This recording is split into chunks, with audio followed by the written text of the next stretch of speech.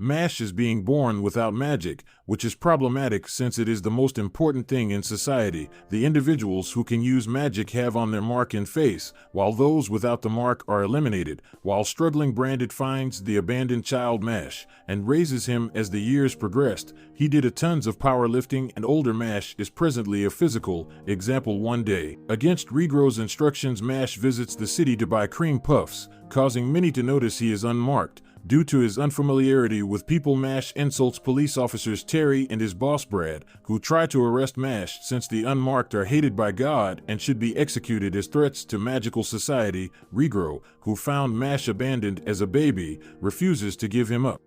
The magic police catch wind of his presence, assault him and his father, but he manages to defeat them. Without magic, which shocks everybody, the head of the unit, named Brad, guarantees that they will keep on chasing him down, but he proposes that if Mash becomes the best student in magic school, he won't report him, as it would imply that society has acknowledged him.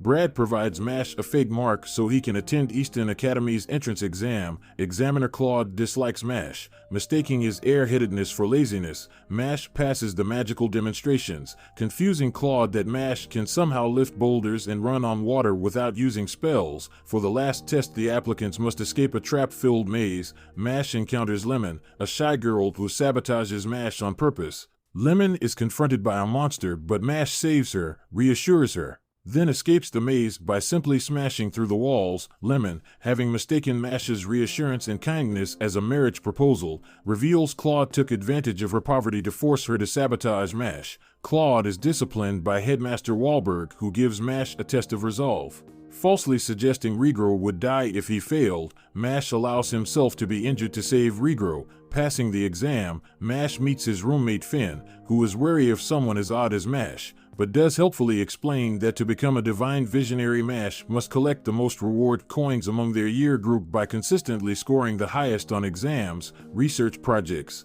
club activities, and even popularity with classmates. Mash says, "Finn, can you lend me a broom for tomorrow's class? I actually bought a burdock thinking it was a broom." Finn says, "You thought a burdock was a broom? Okay, I will lend you one." Mash says, "I knew you were a great guy." Teacher says, "Today you will learn how to ride a broom. Channel magic energy into the broom and command it with the word fly. Then straddle it and regulate the magic to keep it afloat. Now begin." Marsh says, "Pops, I'll become #1 and restore our peaceful life. Fly it's not work." Then he used his leg to fly broom. Teacher says, "Now how fast can your broom go? We will now begin the time trials." Then Mash ready to fly with broom. The competitor says, "Idiot, unlike transfers, I have been riding brooms since middle school. The no way I did lose to someone like you. Prepare to get swept." Teacher thinks, "Mash, can he even ride a broom? All right, on your marks, ready, go." Mash using his strength to run with broom an instant. "What the heck did I just witness?" everyone says. Teacher says, "No, what incredible speed, a new world record has been set." Finn says, "I got a good look." As soon as she said start, he chucked the broom. Then he immediately jumped out towards the broom. He uses air resistance to decrease his speed, closed the gap to it, and mounted it in midair. How is that even possible? Mash says, "Can't face the facts. I feel kinda bad for you." "It's okay, I'll drop the bet. 2. I feel sorry for you." Then Lloyd stop him and say, "Sorry, my apologies for his rudeness. This guy here is my friend." Marsh says, "Well, okay." Lloyd talking to him, "He is totally the target now, we'd better stay out of it. He is the first victim in high school, everyone gossip." Lloyd says, "Anyway, what you did earlier really caught my attention. Would you like to be friends with me? I'm Lloyd Cavell, nice to meet you." Marsh says, "Spud Cabbage." Everyone silent. Teacher says, "What are you all doing? We're in the middle of class." Lloyd says, "You're pretty funny. You should come here again after school. I will be waiting." After that, Lloyd says, "As for you, why did you have to go and lose like that? That was pretty pathetic. You got made fun of instant," and punch his face. "What a loser are you?" Continue punching him, and says, "At last I found a good toy." Mash says, "Who was that guy?" Finn tell him that Lloyd is a continuing his student for the middle school division like me. Mash says, "So why is everyone afraid of him?" He says that's because he is the son of a high-ranking member as the Bureau of Magic. Even you must know that the Bureau of Magic is absolute in this realm. If you stand against him, you get expelled. The vice principal seems to have close ties with his family. They will force you to drop out. As a continuing student, I saw it happen too many times since middle school. That's why everyone obeys him. They are scared. After school, Mash make cream puffs and says it's fun to make some on your own every so often, and he also says I have to become the top student in this academy no matter what. I feel like I am forgetting something. Next day, Mash says next class is potions, so in his back his textbook is falling apart, and Time Lloyd come and says you didn't show up yesterday, or what were you doing? Mash says I'm sorry, I was making some cream puff. Lloyd says I had heard you were aiming to be the divine visionary. I am good friends with the vice principal, so I have some connections. If you do what I tell you, I could put in a good word for you. What do you say? Mesh says really I will do it. But why so suddenly? Lloyd lie and says you seem like a fun person and I want to help out. And for starters, carry those for us. And my shoes are dirty, wipe them for me. Next day, Mash and other textbooks turn up. He says, Finn, can you show me your textbook? Finn says sorry, ask someone else to. He said no, but Mash sit with him. Mash says you are really lifesaver and thanks for the broom last day. Those cream buffs are my thanks, but I really am glad to have a great guy like you for a friend. Mash says to Lloyd, I'm totally in your debt, you're my lifesaver. Lloyd says don't even mentions it. You've been a big help through the water and said sorry, I spilled some. Clean it up. Will you do it? Then Mash do that. Then one book fell from his clothes. Lloyd says next, I want to burn his clothes. Got that, Finn? Finn says I can't do this anymore. Then Lloyd using his magic and says you've made a mistake. You drop down and beg for forgiveness. He punish him. Mash searching and says where did Finn go? I accidentally took his textbook with me. Then he hear a sound to go there, see Finn's face bleeding. Mash says to Lloyd, what are you doing? He says getting an apology. Mash says to Finn, are you okay? Finn cry and says it was me, the one who rained your textbooks. I was ordered to. I was too scared to disobey. But you kept saying I was a great guy. You call me your friend, but I did horrible things to you. I needed to apologize to you. I'm so very sorry. Lloyd says, if only you'd honestly apologize to me like that. By the way, I'm about to dine with the vice principal. Care to join us, Mash? You can leave that dirty little lackey here. I've been dying to introduce you. Mash grab his air and crash his head to the floor and says you're the one who should apologize. Do it again. Finn says that will get you expelled. Mash says, is that a big deal? He realizes and says maybe it is big deal. I might have done something bad. Vice Principal Foreman says yes, that right. You have done something bad. I witnessed the entire incident. Also said with false accusation, this was a violent attack on a student. Finn Ames and Mash Burn did. Surely you can see why if you think about it. You two and he are of different status. Different social status means different treatment. Then I will enlighten you idiots. This is how the world operates. Then Mash instantly kick his face. Mash says he didn't seem that open to reason, so I couldn't help it. Vice Principal says you assaulted me. I can expel ordinary students like you anytime. He tried using magic, but Mash instantly grabbed his face with dirt, picked him up and tried to bury him in the ground. Mash says you can expel me at any time. I can bury you at any time. Throw me in prison or cut my body in two, even if I have crawl over. I will bury you. Foreman says stop, but he didn't hear.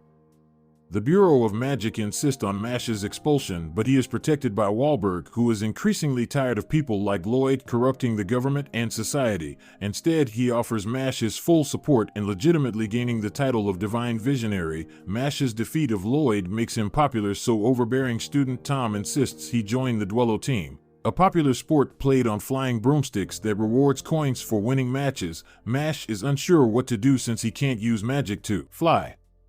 Like, subscribe, and turn notifications on if you enjoyed the video. The game of Duello continues as the Landdorm dominates. Due to his unable to use magic, all Mash can do is watch from the ground. Given the circumstance, he wishes he was home relaxing instead. In the meantime, in the crowd, Lemon and Finn are concerned that Mash still hasn't taken to the air yet. The team captain Tom comes down to give him a motivational speech. He expresses that Mash swore he could be number one, which he denies, truly saying Tom exhorts him not to be careless and makes a similarity to bamboo, which simply confounds Mash. He even starts to estimate that the captain might be high on the secretive in view of his illogical comments. Tom forgot to tell him the rules of the Quidditch clone. Both teams fight for control of the ball mid-air and score points by passing it through the opposition's ring. The use of magic is taboo, as the game underlines on broom skill. While he explains that Landdorm is going to score more points, Tom is enthusiastic about Duello because he always puts his all into every game he recruits. Mash, because he saw something special about him. He returns to his broom and hopes that Mash will join them soon. As he floats like a butterfly, the captain of the other team intentionally comes in like a bee sting and crashes into Tom, causing him to fall badly. Tom's fangirls start getting worried. Shouted the aggressor sarcastically apologizes and says it was an accident. Mash rushes in to make sure he's okay, but Tom tells him that her arm is broken lying down, another goal. Giving them a 40-point lead. Tom calls the anti-sense of sportsmanship, but they laugh at his cry and call it nonsense to them. All that matters is a winning mentality. The captain finds the situation amusing, with them down by such a significant margin that he knows they won't catch up despite his desperate situation. Tom tells Mash that winning isn't everything, as one's effort and commitment are more important. The lead just keeps getting worse. The opposition is confident they have secured the win given the margin and time remaining, and they don't know they're upset, not to mention the fact that 2 of their team members went down. The Mash man picked up the broom and held it tightly in despair. He does his thing and jumps in the air to everyone's surprise, but someone says he stops in midair. Upon closer inspection, the students realize that he is maintaining his height with quick leg kicks, which shocks them. Mash asked his teammates to pass the ball. He is confronted by another group that rushes in, but take the ball away from him. They get a rude awakening when Mash throws the ball from a distance that jets past the opponent and into the ring, scoring his team a point. Everyone is surprised by the shot, but they still specify that the limited time and points gap is an unfavorable situation. A keen spectator notices the ball's trajectory as it comes back to Mash like a boomerang. They scream collectively in disbelief. He uses his unnaturally strong fingers to curve the ball in such a manner that he just continues to spam the shot like that one cousin who spam moves in a fighting game, and within no time he surpasses Langdon's score but continues till he sets a new all-time record. Lemon watches with heart-shaped eyes as the announcer declares Adler Dorm as the winner of the first a match of the season. The crowd go wild and they begin to apologize to Mash for their earlier heckling due to their record-setting score. The team were given silver coins. Mash inspects it, wondering why the shape is so odd. Finn is still impressed by how amazing that game was, and is dazzled by how quickly Mash has managed to get such a prestigious reward. Despite the fact that he is only just transferred, he is grateful for the admiration, but he doesn't think he will be playing the game again. Tom interrupts them with a call, and as he walks towards them, the girls start going wild as he approaches, and Finn thinks that he's coming to cause beef. However, it's the exact opposite as he hugs Mash while crying and thanks him for the clutch win. Later on, the magicless student's achievement is pasted in the newspaper, which Lance reads. He recognizes Mash from the entrance exam and destroys his picture as he recalls that he risked failing for a stranger. He labels him a naive student while opening his locks before picking him as his next target. The following, Mash sits in class as Tom tries to get him to come to practice, while Lemon attempts to get closer to him by offering to study all their classes as she holds a tower of books,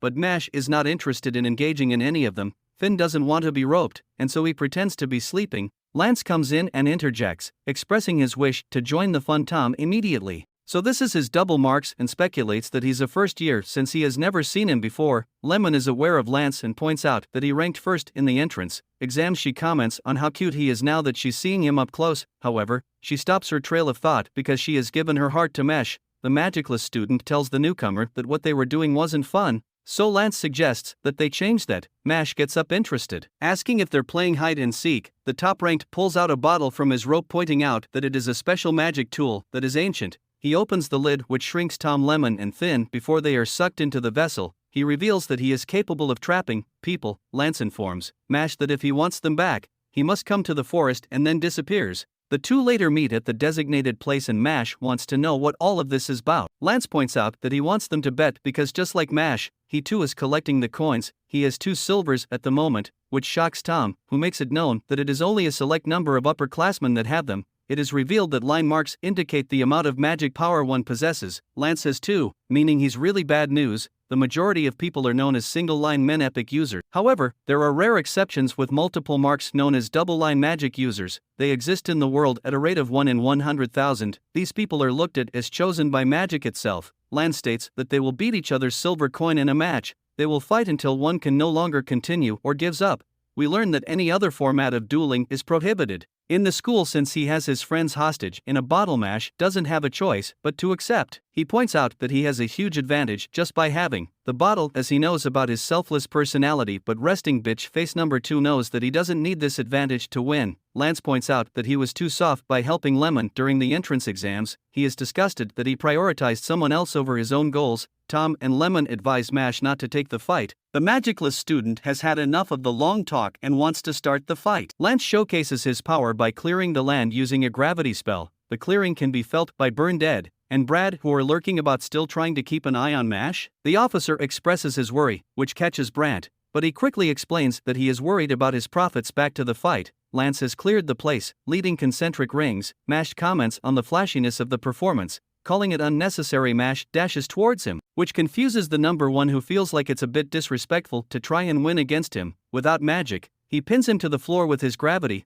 bell and begins to talk down to Mash, stating that he has no aspiration, so he doesn't deserve the silver coin. Lance, on the other hand, is certain that he will be the one who will finish on top. Mash tries to stand, but is unable to, as the number one states that no human can withstand his gravity. The magicless student plunges his hand into the ground and rips out a root which destabilizes the ground around Lance's feet, causing him to retreat. He lands in a lower position. His Mash stands up, looking down, and him asking if he too likes rolling on the ground. Mash wastes no time and dashes towards him again. Lance uses spell, but the magicless student increases his speed and escapes the area of effect and swings, but his target dodges. Lance notices that he's faster than earlier. As he retreats, he drops his locket, which lands near Mash. The guy opens it and finds a picture of Lance's younger sister. He confesses that he is overprotective of her. Mash returns it to him, and Lance asks him what the most precious thing in the world is. He feels like he has been put on the spot, but he answers saying that cream puff, human life, love and freedom are pro to him. But Lance thinks his answers are all wrong. Mash turns the question to him, and with a crazed look in his eyes, he states that it's his sister. The magicless student points out that his answer proves that everyone has different priorities, but Lance is disgusted and feels like the world is full of idiots because, objectively speaking, his sister is the most important. Mash just finds him creepy. The guy casually walks over to the edge of a cliff and dangles the bottle with Mash's friends inside. Lance explains that he's going to drop the bottle off the cliff and speed up the fall using his magic. When Mash tries to save them, he will be open for a finish attack. Lance explains that for the sake of his sister, he can turn into the worst monster. He has a flashback that explains his motivations. His sister became ill with an incurable disease that will strip her mark and magical power in the next 5 years. When that happens, they will have to hand her over to the authorities, who will exterminate her, as the genetics for non-magic users can't contaminate the gene pool. Lance promises to become a divine visionary so he can enter the Bureau of Magic to change the rotten system. His current action is to save his sister by any means necessary. He drops the bottle and activates his spell. As it gets down, he turns to Mash and is surprised to see that the guy has changed into his gym gear. The magicless guy warms up and enters. Spread your start position. He activates hamstring magic, trying to cap his magic power. Lance looks a bit confused as he has never heard such a spell. Mash's veins start to bulge as his muscles tense and aura can be seen around him as he prepares his big bang dash. Before he sets off, he tells Lance that losing and no rescuing his friends didn't exist as an option for him. He turns off the spring and in a moment he returns with the bottle in hand. Lance can't believe he recovered it in a flash. He wonders if Mash is using high-level physical enhancement magic. The student on the magic list says they should stop because Lance doesn't seem like a bad guy, so he doesn't think they should fight. Mash mentioned that the bottle he dropped was empty. He dashes and reveals the original and frees his friends. Lance admits the battle and gives him the silver coins and left all when so grateful for the preservation of his friend. This affection makes Mash immediately regret opening the bottle. Things continue with Mash and Finn having a hot drink in their dorm. The magicless student inspects his 2 silver coins as it is revealed that it takes 5 pieces to make 1 gold coin. A series of complex equations play through Mash's head as he tries to calculate how many more coins he needs to get that gold coin. His number processing gives him an answer of 28. Finn can't believe his ears as he states that 5-2 is 3. Mash explains his wrong answer is a result of the trick question, then tells him that it's no trick and points out that Mash is not the sharpest tool in the box. The magic-less student swiftly moves on as he comments on how much of a peaceful day it is. Since they don't have anything going on, Finn agrees as they have a moment of silence to enjoy things, but this is quickly ruined when Finn remembers that they have an assignment that due. Mash is a little too calm about the situation. His roommates panicking become worse because the consequence for not submitting the potions assignment is bad. They will be severely marked down, which would put them at serious risk of getting kicked out of the school even with everything explained. Mash is more interested in eating his cream puffs as he offers Finn one. The guy scolds him a little as it's not the time for snacks. Mash then mirrors his room. Meets action as he panics inside the room. Their moment of hysteria is interrupted by Lance, who overhears everything, he begins to slate them for their loitering around. He even comments on how they are the textbook definition of slackers. From his speech, Finn suspects that he has already finished the assignment. He confirms this, which is to be expected of the top student in their class. Finn feels like the guy is simply flawless. Lance continues his criticism, stating that it is people like them who ruin their dorm's reputation. In the Magic Academy, there are 3 dorms. Students are assigned one based on their characteristics. Older is for students who exhibit extraordinary courage and conviction. Dorm Orca is for those who display willingness and wisdom. And finally, Dorm Lang is for those students who demonstrate ability and ambition. These 3 dorms are friendly rivals with one another and always try to display their principles and positions, which carries across the entire academy. Mash shuts Lance up by opening his locket, which has a picture of his younger sister inside. Since he adores her so much, her image knocks him out. As he lies there in bliss when he regains consciousness, he takes them to the kitchen, where he explains that mandragora is the secret to potion assignments. If one manages to silence their screams, then they become a universal ingredient in potions. Mash casually complains that it's another thing that requires magic. Finn points out that that is to be expected since it is a magic school. Lance shows them how it's done. He casts the spell, which causes the screaming vegetable to be quiet. He gives the 2 slackers some for them to practice on. Finn's first attempt is not successful as the vegetable continues to scream. Mash tries to help by pointing out that his center of gravity is unstable and his core muscles are weak. This confuses his roommate because core muscles nothing to do with the task at hand.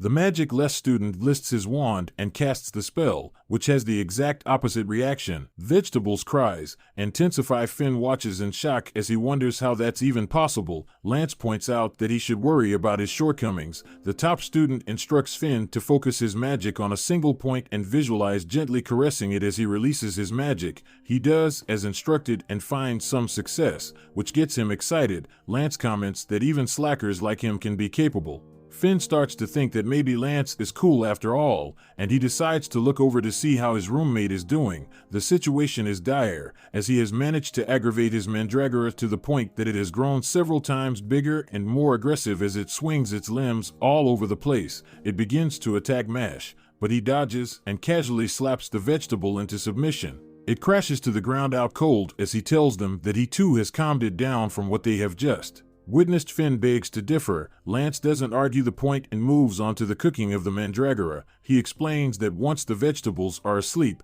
they turn into a regular herb. He advises them to watch closely. Even though he thinks the process is somewhat simple, Lance turns into Gordon Ramsay as he blitzes through the steps and presents the complete potion. Finn is flabbergasted, as what he just witnessed was anything but easy. On the other hand, Mash feels like he understands the demonstration, which his roommate finds hard to believe. As long as it's not magic, the guy is confident. He goes through the process just like Lance, but instead of a potion he ends up with a cream puff, which sends Finn into stage 2 shocks. Lance feels like Mash is messing around, so he decides to go through each step with him carefully. Even the top student is surprised that he managed to make cream puff again. In his mind it is impossible, because he assisted him through the whole process. They just concluded that apart from fighting, he's pretty useless at everything else. Lance takes his time to let Mash know that he doesn't intend to ever lose to him again. He will also not let anyone else take the coins till he wins them back. But Mash is confident that no one can take them away from him. During that interim, They'll walks through the corridor and bumps into a student trio. They try to confront him, but he calls them a bunch of side characters before dispatching them. All the while in the Lang dorm, some of the students bow before a triple-line magic user as he holds a puppet. The guy has an elitist mindset as he states the trait of a ruler is a noble bloodline and overwhelming power that one cannot argue against. He dropped 6 silver pieces as he believes that the dorm he belongs to, which is Dorm Lang, should be number 1, so he orders his minions to seize all other dorms' coins. The following day, the students gather near the woods. They are interrupted by Da as they speculate on their task. The redhead immediately expresses his adversity towards Mash since everyone is talking about him, and even comments that the guy looks like a backup dancer. His analysis doesn't end well when Lemon runs towards Mash, calling his name. She has a crush on him and she acts like a damsel in distress, hoping that he will protect her when they enter the forest. The fact that Mash also gets the lady's attention gives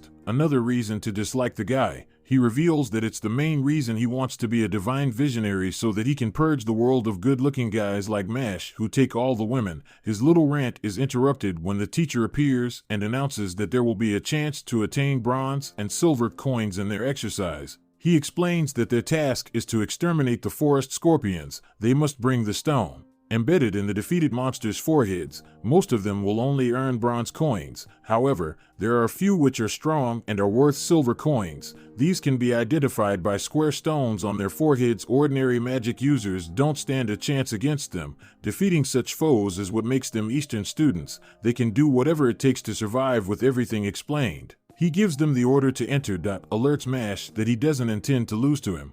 Lance's goal is to get a silver coin. They are interrupted by a whistle before Iron suddenly appears behind Mesh. He too is a double-lined magic user. The guy already has a problem with Mash and calls him arrogant. Iron attacks the magicless student with earth-based magic that land on Mash's gut. The teacher puts an end to it quickly as he tries to act innocent, but Mash gives him a glare which doesn't intimidate him. Iron even expresses his desire to inflict pain on the magical student before making his way into the forest. Mash gets up to attack, but Lance stops him and informs him that Iron is a year older than them. The guy is infamous for his misconduct. He has injured multiple teachers and students who he doesn't like, to the point that he has been held back for a year. The only reason he doesn't get expelled is because of his special talent as a magic user. Lance points out that it's a common trait among students from Lang dorm guests. They are an off-brand, slithering the top students. Attention is drawn when Mash expresses his relief that his cream puff isn't crushed. Lance figures that it was the reason why he gave Iron that look.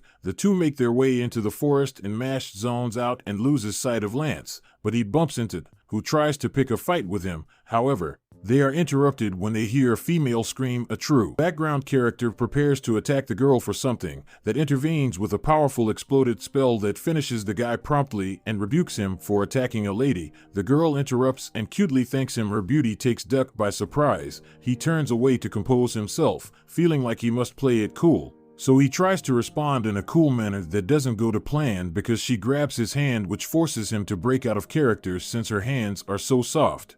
She calls him strong, which further makes him lose his cool as he hits his head. In the interim, a loud bang makes the birds in the vicinity to flee. It is revealed that the commotion was caused by Iron, who just defeated a monster. With his goal achieved, he turns his sights to hunt for Mash. We cut to the group where they awkwardly sit on a log as the girl gets closer to the guy. Gets excited when their knees touch as she thanks him again. He tries to keep calm, but he shows why he's not a Chad as he knocks and acts strange, which kills the vibe. The girl tries to be polite and continues to praise him. She has ulterior motives and plans to move on to Mash next. She tries to use her charm to thank him too. However, since the magic list student a no skimp but a pure Sigma, he disregards her and tells her that he didn't do anything worthy of her thanks. This surprises her as it is revealed that she's using a spell to make men fall for her and it's not working on Mesh. She decides and adds more magic to the spell and it still doesn't work. She gives up and moves to the next part of the plan. She begins to tell that her sub-story of how Iron keeps threatening her because he wants to utilize her special type of magic. She seals things when she starts to cry that immediately stands up,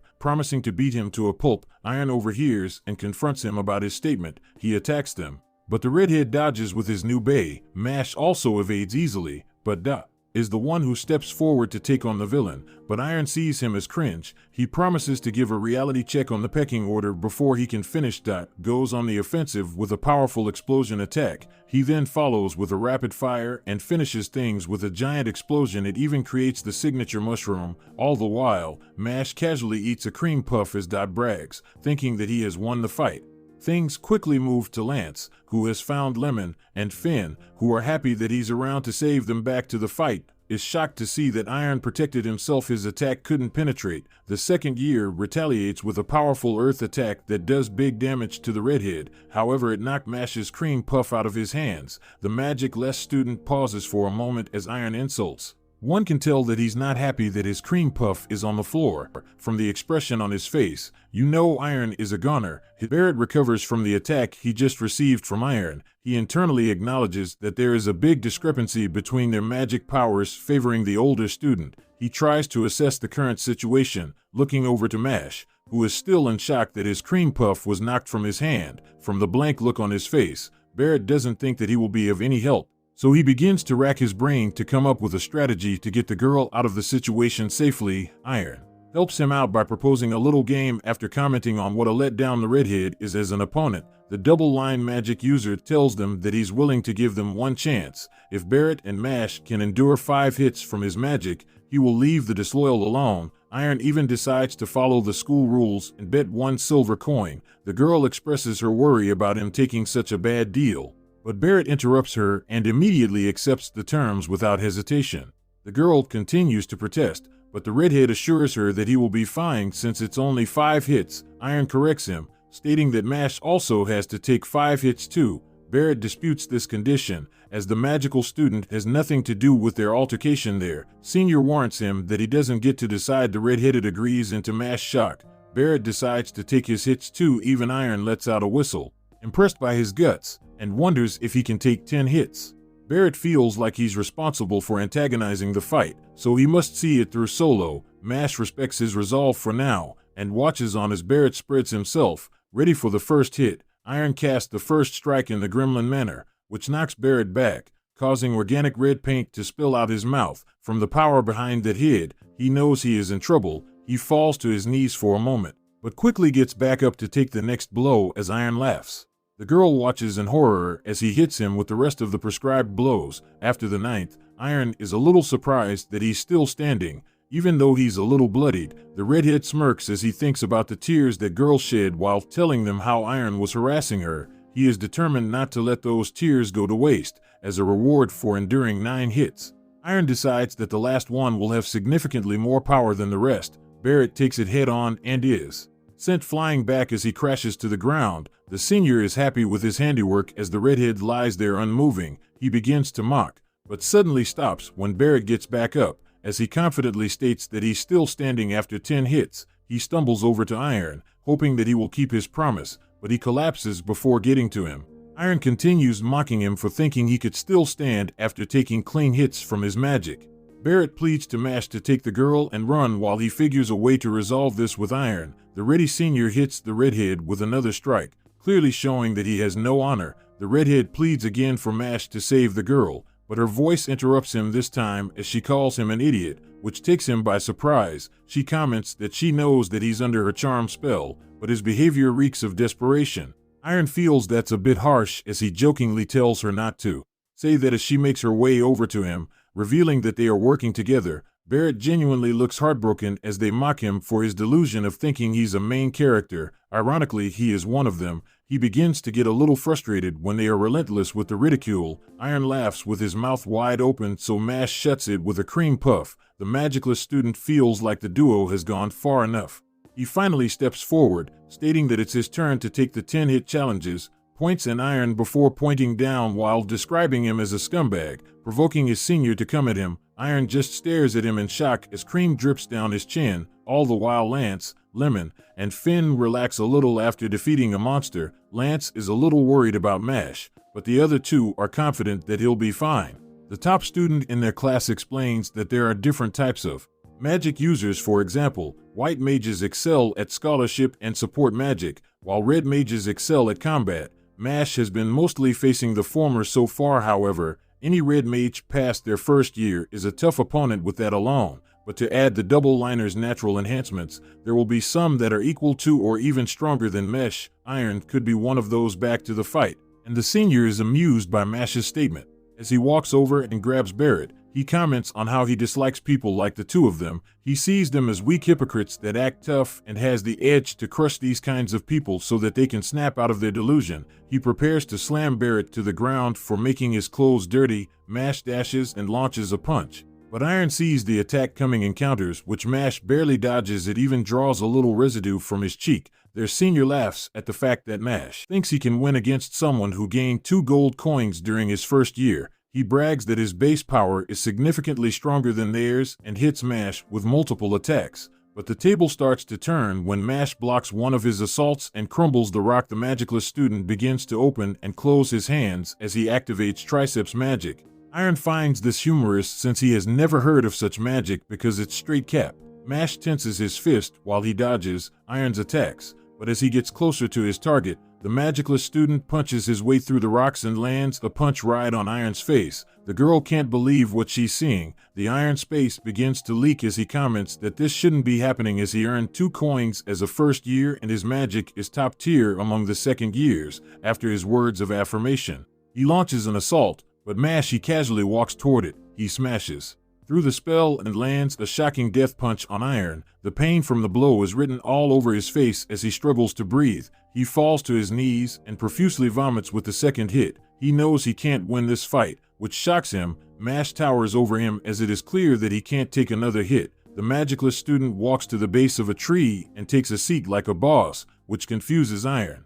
Alerts Iron that he's going to endure 10 hits since he thinks he's so much better than Barrett. Iron has a look of complete despair on his face as informs him that he has 8 more to go. After giving him a moment to recover a little, the magicless student steps up to him again and asks if he's ready for his 3rd hit. The despair on his face only gets worse, which I didn't think was possible. A way out of this situation, the sound of a monster rushing towards them can be heard. Iron is surprised and ecstatic to see a monster with a star-shaped stone on its forehead. It is worth more than 1 silver coin. He plans to use it as an opportunity to escape as fights it, but that plan is quickly shattered when throws it away like a bad smell to everyone's shock. He apologizes, telling it that he's busy at the moment. The star on the forehead lands near him to be retrieved later. Iron can't believe his eyes. The magicless student tells his senior that he kind of feels bad for him, so he will stop his attacks. Iron doesn't say a word as he holds his head in defeat. Then turns to the girl. She starts to panic as she never imagined Iron would lose, so he turns to her damsel in distress act, stating that he forced her to do everything. Rushes over to her and hugs her from the back, assuring her that everything is going to be okay. She has a smug look on her face. Thinking that she has caught by her charm, she realizes that it's not the case when the magicless student changes his grip around her. He then proceeds to suplex her textbook style, knocking her out instantly. Really living that equality life. Barrett can't believe what he just witnessed and concludes that has some screws loose. After the test, everyone regroups and Lemon is very worried seeing a little beat up. He assures her that it's nothing. Lance concludes that he fought against Iron. Finn is impressed that he managed to defeat an upper-class man. Barrett watches on his Mash's friends give him hype. The magicless student realizes that the red hair is a little down based on what the girl did to him, so he's happy when Lemon rushes over to him to show concern for his injuries. 2. Barrett falls for her and begins to act strange. The redhead then turns to and officially thanks him for the help, but comments that is completely out of character for him. This annoys Barrett, who threatens to end as it took a lot for him to say those words. Lance interrupts their little fight to inform that he was targeted. He has heard rumors that Dorm Lang is hunting for coins, especially those from Adler Dorm. Iron must have picked a fight because of that. Lang is a dorm made up of the upper crust and their cronies over there. They value birthright above all else. These students will go to extreme lengths to prevent a lesser born from getting into the Bureau of Magic. Lance feels like the great war for the coins against the Magia Lupus, who are a group of laying elites, has begun. Lemon and Finn are a little scared to hear this. Meanwhile, is not taking the whole situation seriously. The guy's pocket begins to glow gold as the 5 coins in his pocket come together to make a single gold coin. Barrett tries to make fun of but he uses the light to blind him. Doesn't see the point in the different dorms and has a flashback to their version of the sorting hat ceremony. In this version, students hold an ancient bone creature that reads the person's magic in mind and assigns them a dorm based on both. Was a difficult one as all he was thinking about was Cream Puff, so the creature put him in Adler. Lance gets back to matters at hand as he explains that the Magia Lupus are 7 distinguished students. Iron was just one of their lackeys. They have been aggressively grabbing coins to sway who the divine visionary will be, and since has a gold coin that makes him prime target, so Lance advises that he keeps his distance from lying and that he should always move with doormates whenever possible. Throws his advice out the window. The following day, when he gets lost alone looking for his next class, he comes across a double door and goes through his usual predicament on whether to push or pull to open the door. All the while Iron has been punished by the leader of the Magia Lupus for losing a coin to Adler Dorm. The guy refuses his request for one more chance and turns him into a doll that goes and stands next to others who fail them. They are interrupted by who breaks their door as he wasn't sure on how to open it. He alerts the leader that he is holding and talking to a doll. The triple liner glares at Mash as he thanks him for bringing it to his attention. Mash makes his way further into the Lane stronghold. The leader of Magia Lupus, named Abel, immediately figures that the person standing before him is the first-year student that has the gold coin. Oblivious to the danger he has just strolled into, Mash confirms the triple liner suspicions. Abel then proceeds to ask Mash if he wishes to become a divine visionary. Mash informs him that he only wants to achieve so that he can live a peaceful life with his family. Abel calls he misguided before beginning to explain his stance. The guy believes that the divine visionaries are the artisans of their world and act as the vessels of God's divinity. With that in mind, those who are not of noble blood lack the metal necessary to shoulder such a burden. Mash is interested to know if Abel feels like he's worthy. The triple liner states his intention not only to become a divine visionary, but to also return the world to its rightful form. To him, humans have only flourished because the species tirelessly pillage and devour those who are weaker. However, if one looks at society now, it rather shelters the weak with the system of championing equality and compassion. Abel finds this new stance to be nonsense and wants the harsh reality of the world to be restored with the strong prey on the weak till they are weeded out, resulting in the prospering of the superior beings. The whole explanation goes over Mash's head as he concludes that Abel also wants to live in peace. The other members of the Major Lupus look on confused and wonder if the guy was listening at all. Abel is so offended that he takes Mash's response as hostility. Mash formally apologizes and informs him that he didn't intend to offend. The leader will only allow him to go in exchange for his gold coin, but Mash bluntly refuses. Abel feels like he has no right, so he attacks his newly made puppet. Mash dodges with ease and counters with a leg-driven suplex. This snaps the threads connected to the puppet, which deactivates the spell, turning the Silva back to normal, but he lies there unconscious. Mash looks to Abel to inform him that his assault wasn't very challenging. This prompts him to launch another assault using a larger puppet. It apprehends Mash quicker than he thinks. Mash notes that this one is a lot stronger than the last. The puppet uses one of its many hands to retrieve Mash's gold coin from his pocket and flicks it to Abel, who catches it. The puppet then throws Mash into one of the pillars like a useless cabbage. As he slouches to the ground, the leader comments on how he will put the gold coin to better use. Mash recovers shortly after and apologizes for his earlier comment about him not being a challenge. As he walks, he accidentally steps on Silva. He stops the fight to inform the leader that he's taking the unconscious guy to the nurse's office. This perplexes Abel that he's giving up the gold coin so easily.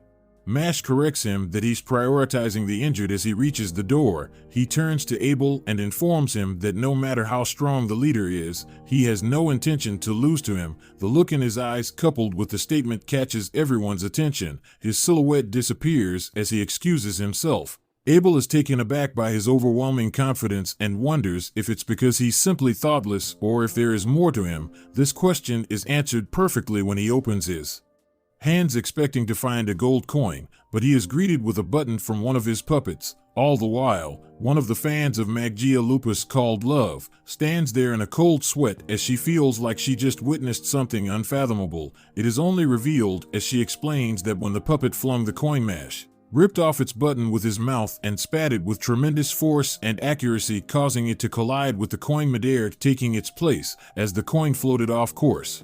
The magic list students sucked the coin up using the power of his lungs. The guy did all this in an instant. She refuses to believe it. Abel smirks as he finds what just happened interesting. Mash holds his coin while commenting how close he was to losing it. He quickly takes Silva to the infirmary. After being tended to, Silva regains consciousness and jets up, surprised that he's back to normal, although he has some amnesia spanning the time he was a doll. As he wonders how he returned to normal, he notices Mash at the end of his bed, aggressively ripping out some crunches that work the exterior obliques. Since Mash is watching over him, Silva quickly figures that he was the one who brought him in. However, he's confused because they are supposed to be enemies. Mash just states that when someone is in trouble, so is everyone, but he bites his tongue before he can complete his statement. He gets changed back into his uniform and then leaves after seeing that Silva is recovered.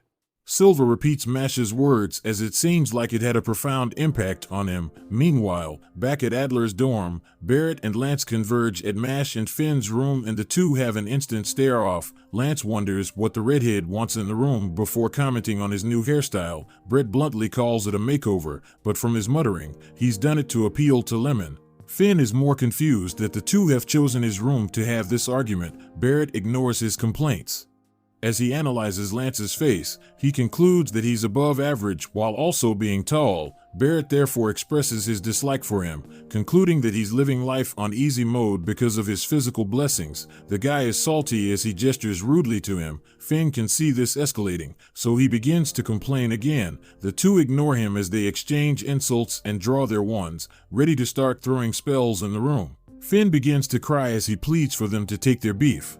Outside, as the two squares up, Mash interrupts with his classic door breaking. He overheard everything and asks the both to fight outside to prevent them from breaking their valuables. Finn and Barrett find this extremely contradictory as he just broke his room door in the process of entering. Barrett forgets about his beef as he presents Finn and Mash with a gift which confuses them. He explains that it is customary to bring something when one visits someone's house. This takes Finn by surprise, as it shows that Barrett may have a good upbringing despite him acting like a ruffian. Mash just casually watches on while eating his cream puff. Lance gets a little serious as he scolds everyone for their complacency. They need to strategize ways to acquire more coins. Barrett is only interested in getting a girlfriend at the moment. Finn notices that the group's goals don't align at all, but this changes soon. When Lemon farcically enters the room to report some big news, she pauses and, as a moment when she notices that she's the only female in the room, she regains her composure as she asks them all to come with her. She leads them to the magic scale that displays how many gold coins each dorm holds. She points out that Lang dorm has the most gold coins at 15, while the other two only have 1. Since the start of the school year,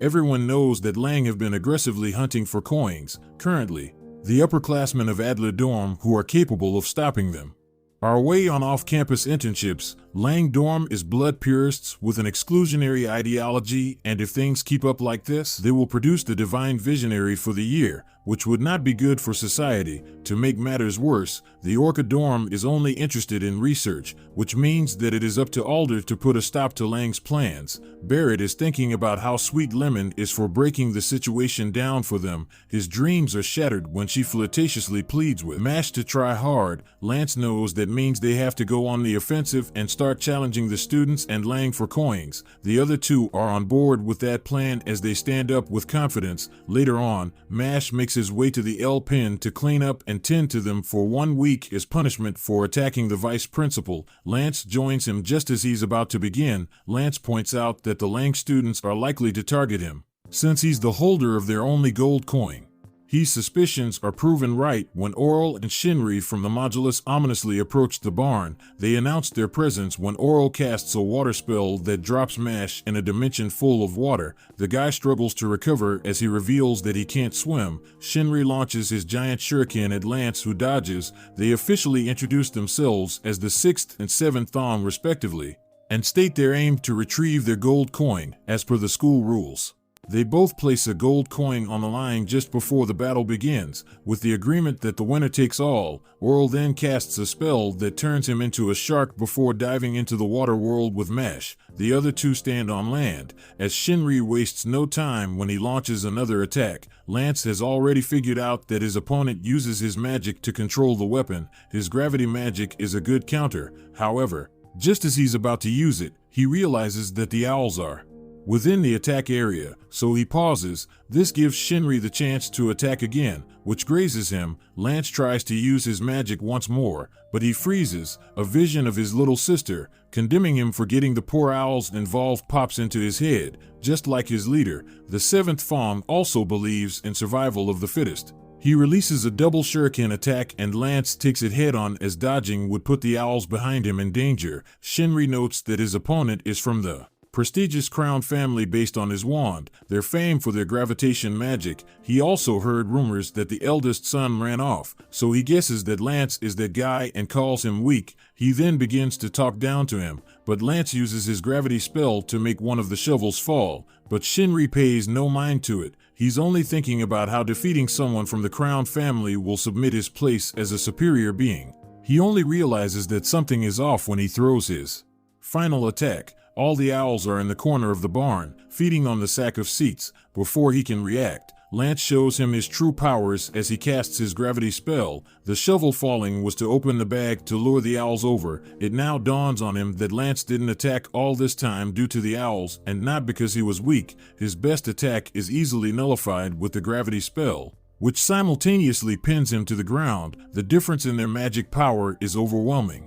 Despite them both being double-liners, Lance informs him that he has the noble goal of saving his sisters, so their magic can't be equal to someone who fights for selfish reasons. All the while Oral looks for Mash in the water. He is surprised to see him swim past at a tremendous speed. He is certain that the fastest humans can only swim a maximum of 10 kilometers per hour. But Mash is moving significantly faster as he jets past him a couple more times. Mash thanks him for giving him the chance to learn a new skill. Oral is the one who feels like he's being hunted. He gets annoyed and casts a spell that transforms him further, but it doesn't help. Mash swims while punching him back to the normal world. With both their opponents defeated, Lance retrieves their gold coin and the older boys comment on how easy defeating the Magia Lupus will be if they are on this level. The masked member hears their trash talk and confronts them about it.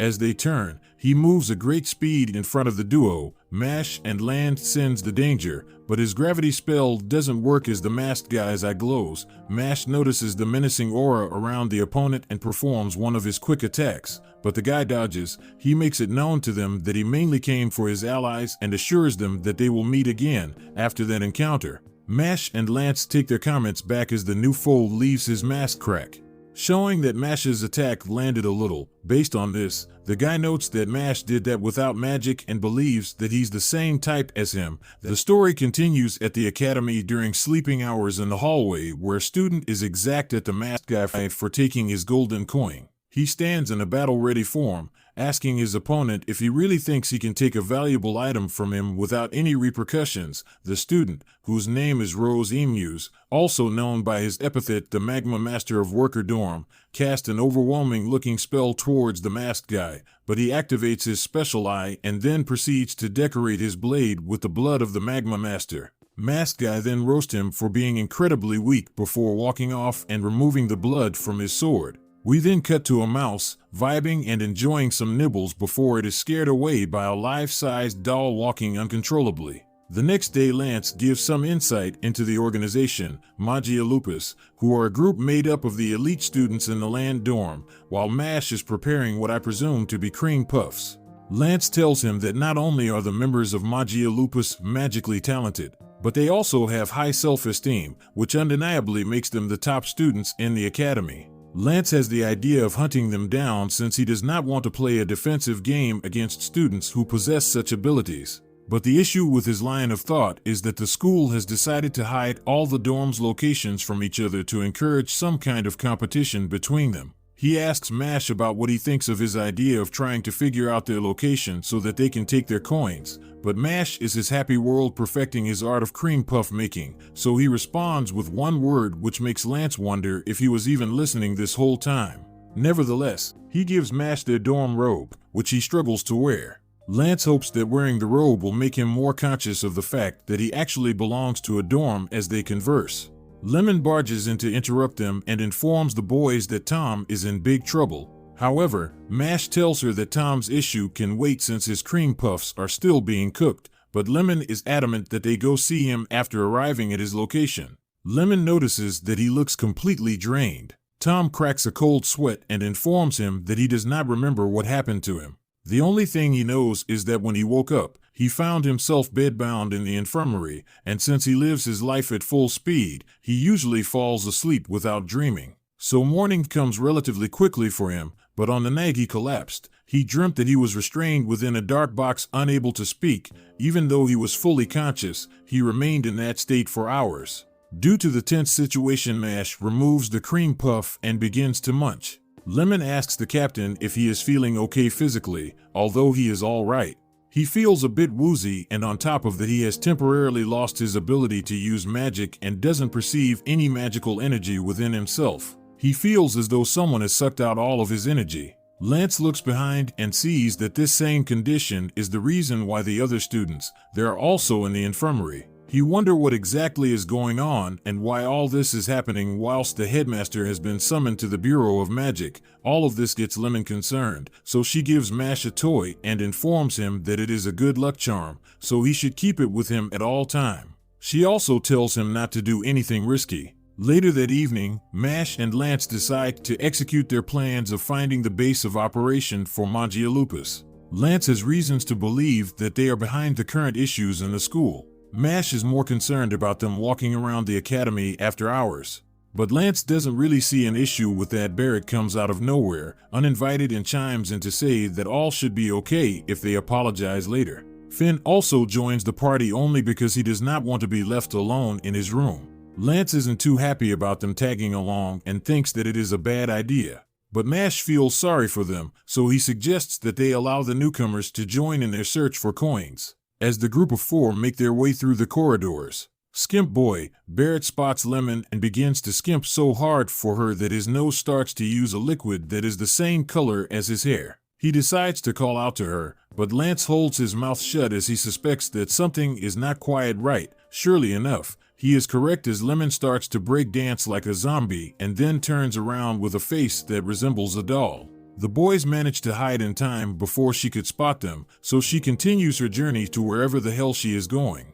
Lance recognizes that she is under some sort of magic spell and postulates on what they should do, but Finn cuts him off and sees that she is heading in a particular direction. So the boys decide to chase her down under Mash's request to see exactly where she is going. However, when they turn to the same corner Lemon navigated, they are met with a dead end while she is nowhere to be seen as they stand there, confused by her disappearance. Finn swears he hears something that sounds like with creaking, but Barrett becomes irate and yells at him to stop being so scared. But he soon hears the exact same sound, so they both run over to Mash and begin to cry on their shoulders. Lance tells them to calm down and cast the spell that reveals a secret door, but he alerts them that that is as far as his magic can go. He is unable to open the door. Barrett tries to blast the threshold with his fire magic, but not even a scratch is left on the door. It is Mash's turn.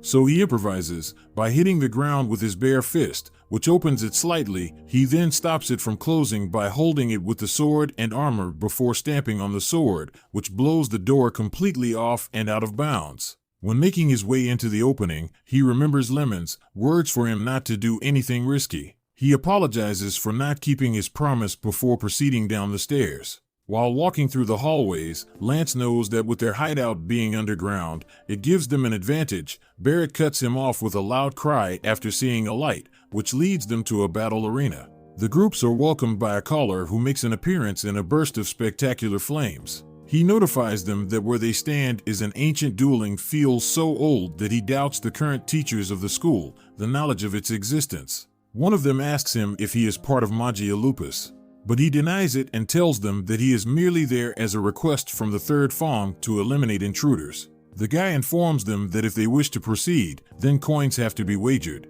Lance accepts his challenge and steps up to the plate, but Barrett stops him from moving forward as he presents himself to take on their opponent. His reasoning for wanting to fight the student is because he hates the fact that the guy is good looking. Barrett even gets incredibly angry and jealous when he finds out that his enemy has a fan club of females. The guy rose spirit by saying that there is no way he can lose to a person who lacks both a good face and good brains. He then gets ready for battle when he activates his plant-based magic. Elsewhere in the kingdom, the headmaster has arrived at the Bureau of Magic, which is the highest legal authority in the magic realm. The bald man apologizes for calling him over so suddenly. He then goes on to inform Wahlberg that 6 notorious inmates who were on death row have escaped from Alcatraz. The guards who were guarding the prison were eliminated without mercy, and the prisoners were only able to achieve such a feat with the help of a particular somebody known as Innocent Zero. We cut back to the battle between jealous Skimp Boy and the handsome student. Barrett initiates by launching a solid fire spell. but the guy easily dispels it and counters with a reaching attack, which the Red dodges. He wants to know if they are the group responsible for defeating Silva, but Barrett shyly admits that he got the crap beaten out of him. The guy is disappointed that Silva, who is a double liner, could lose. He feels like a magic capability was wasted on someone like him. The guy then warns Barrett that he is a much tougher opponent, so he shouldn't be taken lightly. But hearing this only makes the Barrett more excited as he vows not to lose. He raises his wand and launches a series of spells that surrounds his opponent. He warns the guy to watch his step because the magic that surrounds him is a conditional spell, and it has 5 times the normal explosion power. The guard is sure that someone like him would never fall for such a trap, so he releases a spell that flies towards Barrett, who tries to counter with his own flurry of attacks, but his fire spell is weaker, so he gets overpowered and is caught in an entanglement. The guy then pierces Barrett with multiple thorns that immobilize his body. He then issues some more roasting to Barrett before telling him that the next move will finish him off as he manipulates his lines to slam into the ground. It makes contact with the spell and triggers a massive explosion. Barrett notifies him that the magic he cast earlier is nothing more than a time bomb that sets off after a period has elapsed. He retrieves his wand while his opponent stands there in shock that he could lose to such an unpleasant-looking person when the blast is over and the dust settles. The guy sits there defeated in an attractive pose which Barrett admires. Not long after their victory, does the ground below them turn to quicksand and swallows them. They all land in different locations apart from Finn and Barrett, who fall together and are confronted by 2 Magia Lupus members. One of them is Love Cute, who is the 5th Fong, and the other is Milo Genius, who is the 4th Fong. When Finn sees that both their opponents are double liners, he quivers in fear and cries whilst holding on to Barrett, but his colleague tells him not to give up before the battle has even begun, because if they can get through this, it will be a super underdog victory. Elsewhere, Lance drops and instantly feels an ominous presence. He is greeted by a double liner who is the 3rd Fong of Magia Lupus, known as Worth Madel. He is disappointed to not have Mash as his opponent. Speaking of Mash, he falls in a fashion only befitting to him as he stands in a dark room. He wonders where everyone is when his thoughts are interrupted by a voice that soon leads to the room being illuminated. He is confronted by the mask, and once more, who introduces himself as Abyss Razor's 2nd Fong of Magia Lupus. He reveals that he is well aware of Mash being magicless, although Mash tries to deny it. Razor tells him not to worry since he too is in the same boat. He also says that he has his own reasons for being in the academy. They both take their fighting stance ready for battle, and that brings the episode to an end. Madel explaining his worldview that being worthlessly weak is inexcusable. Lance responds by casting his gravity spell, hoping to slam Madel to the ground. That's ending the fight quickly as he doesn't have time to be Madel's playmate. Madel quickly uses his magic to turn his land zone into mud, allowing him to enter his mud dimension unhurt. Lance looks around the battle area as he tries to anticipate where his opponent will spring out from. He appears behind him, commenting on how much of a surprise it is that Lance used his gravity magic. Lance turns and is faced with multiple colons of his opponent. They all dash toward him simultaneously. However, Lance keeps his composure and activates his gravity magic, which crushes the mud clones before they can get any closer.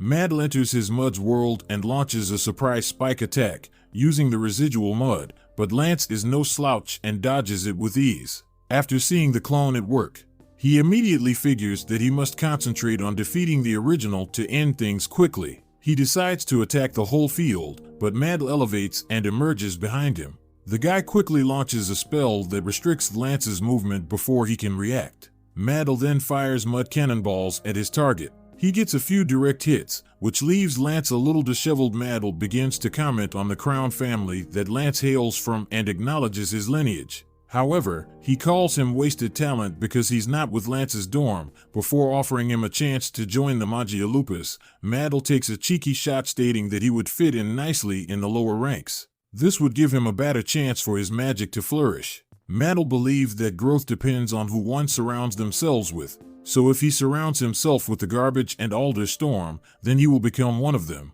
On the other hand, Magia Lupus is full of talent and resources, so his skill will see a significant improvement. Lance has a different outlook, feeling that his conviction is not superficial. For the environment to have such a drastic impact, he rather views the Magia Lupus as second-rate study.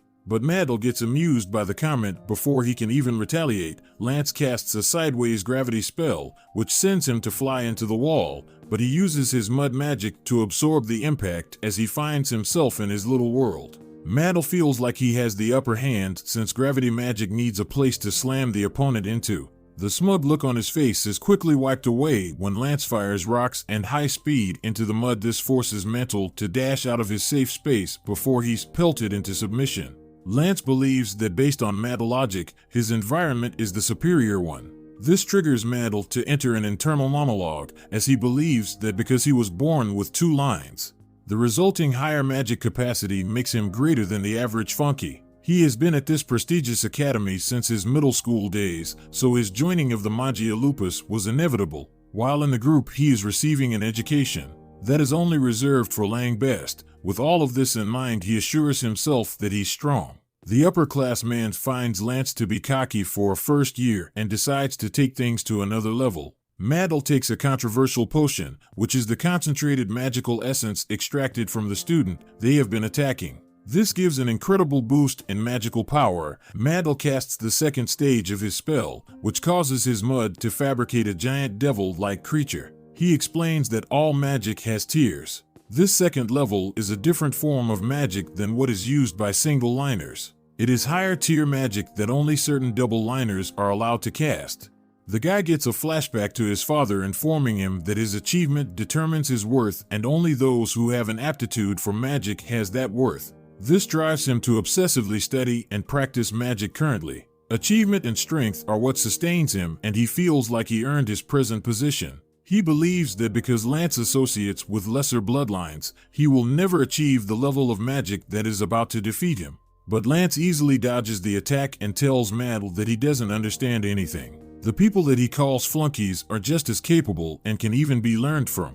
This is exemplified as Lance activates the second stage of his gravity spell as they surround Maddle and his beast. The pillars exert a strong gravitational pull toward themselves. This means that the monster in the middle is being pulled by gravity in all directions. Lance drops the final pull from above, which rips the mud bees apart. Maddle stands there in disbelief that his strongest spell was so easily defeated. He gets another flashback of his dad telling him that entering the Bureau of Magic alone will not make him worthy of being his son. He will still be worthless to him till this day. His father is waiting for him to show something which will make him worthy, as he calls himself worthy. Lance returns Maddle's book to him and notices that it has had a lot of use. Lance also reveals that his parents measured his worth based on social standing more than anything else. Judging by Maddle's words and actions, Lance knows that he too was raised in such an environment. He doesn't agree with that worldview, but he respects all the effort Maddle has put in to live to that high expectation. This strikes a chord with him as Lance walks away. Maddle tries to downplay his happiness that someone finally respects him. Elsewhere, Mash removes his school uniform in preparation to fight Razor and hops a few times before dashing and landing a kick. But Razor somehow blocks the attack with his sword. He counters with a speedy attack that Mash struggles to comprehend. Razor informs Mash that he can't win against him. The secret behind his superhuman speed is revealed as he stands on a magic arrow, allowing him to slice Mash in an instant. After showing a glimpse of his skill, Razor asks his opponent to give up or he will not show any remorse if he chooses to carry on. Before he can finish his warning, Mash interrupts, telling him that all his waffling doesn't matter. Razor gets annoyed when he remembers that Mash is going through all of this so that he can live in peace with his family. He finds Mash raising revolting. Razor feels like their situation is similar. However, his idea of living happily ever after is where they differ. Based on this, he knows that Mash must be blessed to have the people he has around him and pleased for him to show his best as they fight. To up the stakes of the fight, he shows Mash that Lemon has been strapped to a device that drains magic powers. He informs him that in about 30 minutes, her magic power will be completely drained, making her lose her ability to use magic. Mash feels like if he's bold enough to say those words, then he must be ready for his mask to be broken into pieces. Razor takes his words as a challenge and promises not to hold back. He places his acceleration arrows surrounding Mash and dashes around, slicing him with ridiculous speed. All Mash can do is cover his vital areas.